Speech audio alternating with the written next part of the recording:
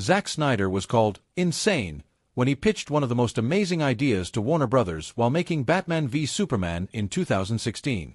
Welcome to Stats In. If you're just joining us, please subscribe and don't forget to turn on notifications bell for more video. Starting with Henry Cavill's Man of Steel back in 2013, Snyder carefully put together movies and timelines until it reached the ultimate point in Batman v Superman, Dawn of Justice. That is when he decided to put his ace on the table.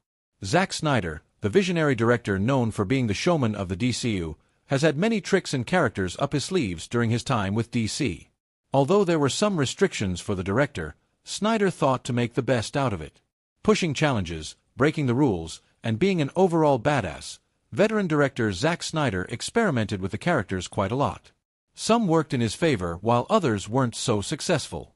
That is when he got the idea to bring out Wonder Woman, Aquaman, and Flash in the 2016 film Batman v Superman, Dawn of Justice. It was Ben Affleck's Batman who figured out the connection, and the world saw a glimpse of Jason Momoa's Aquaman fending off some investigators in a body cam footage. It was Vaz from Far Cry 3 who had said that the definition of insanity is doing the same thing again and again and expecting the results to change. Although people called Zack Snyder insane, he was quite the opposite actually.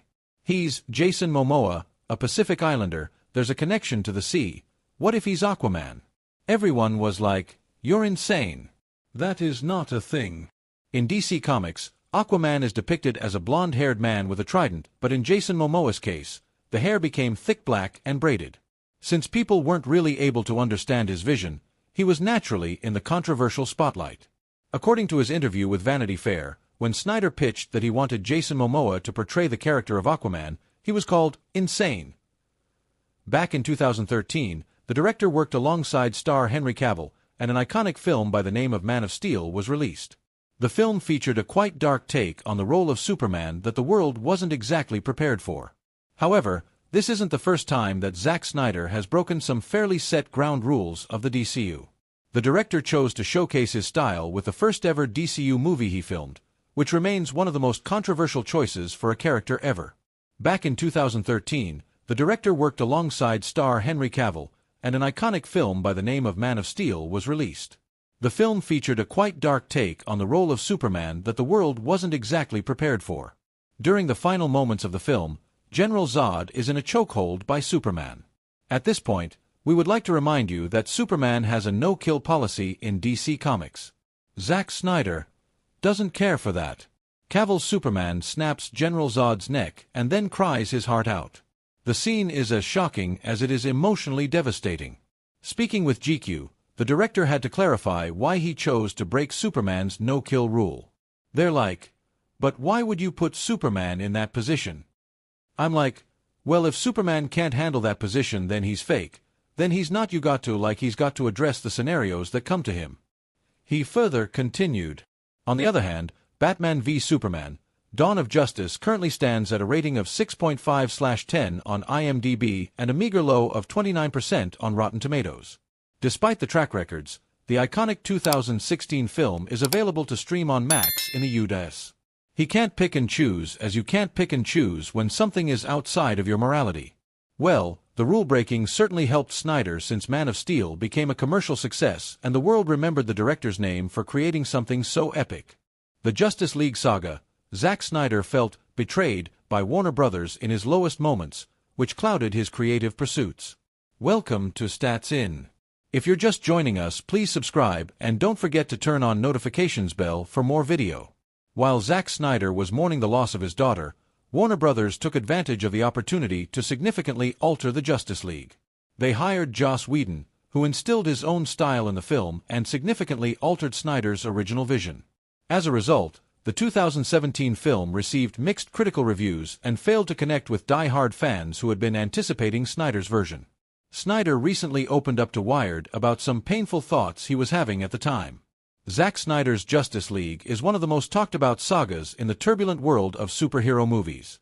Fans and Snyder himself were in shock over what happened to this massive project, from its early excitement to its devastating aftermath. Rather than fighting for the Justice League, the Army of the Dead director decided to concentrate on his family's recovery. However, after losing all creative control over his 2017 $657.9 million film, he felt deeply betrayed by WB during his darkest time. Snyder's distinct storytelling style was evident in films such as Man of Steel and Batman v Superman, Dawn of Justice. And not to forget, his resurrected Snyder cut of Justice League, Zack Snyder's Justice League, promised to be his magnum opus under his direction. However, tragedy struck the filmmaker's life during the filming of Justice League when he lost his daughter unexpectedly. This calamitous event cast a pall over the project, forcing him to step away from the director's chair. This, understandably, resulted in significant changes in the film's creative direction. With the release of the Snyder Cut, which gave the filmmaker the redemption he had long sought, cinematic history underwent a sea change. The fanbase was ecstatic to see Snyder's true creative vision return. With its 4-hour epic, which received overwhelmingly positive reviews and established Snyder as a visionary filmmaker, Zack Snyder's Justice League became an international phenomenon. During post-production, and I found no solace in the work. The life I created for myself was of no comfort to this other experience. If we're honest with ourselves, in what we pursue, we hope that pursuit will have some catharsis for us in the struggles that we have in our lives. And I just think that was the darkest time, because I felt like I turned to the thing that I love and it turned its back on me as well. The fan movement of wanting to know what Justice League was supposed to be, that was cathartic. Because the making of Justice League was that exact same thing that had betrayed me. And then being able to dedicate the movie to autumn. With Justice League, Zack Snyder undoubtedly experienced both great highs and terrible lows. In his lowest moments, he felt betrayed by Warner Brothers, which clouded his creative pursuits. The filmmaker believed that the production of Justice League was the same as being betrayed. He told Wired, his next film, Rebel Moon, will open in limited theaters on December 15, 2023.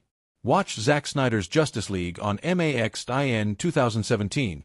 The director announced that he would be leaving the project in the middle of production due to the suicide of his 20-year-old daughter, via People. Though Snyder initially returned, Joss Whedon took over as director for the rest of the film to allow Snyder to grieve. Snyder explained why he could not continue working on the film in an interview with CinemaBlend's Sean O'Connell. "I just was kind of done with it.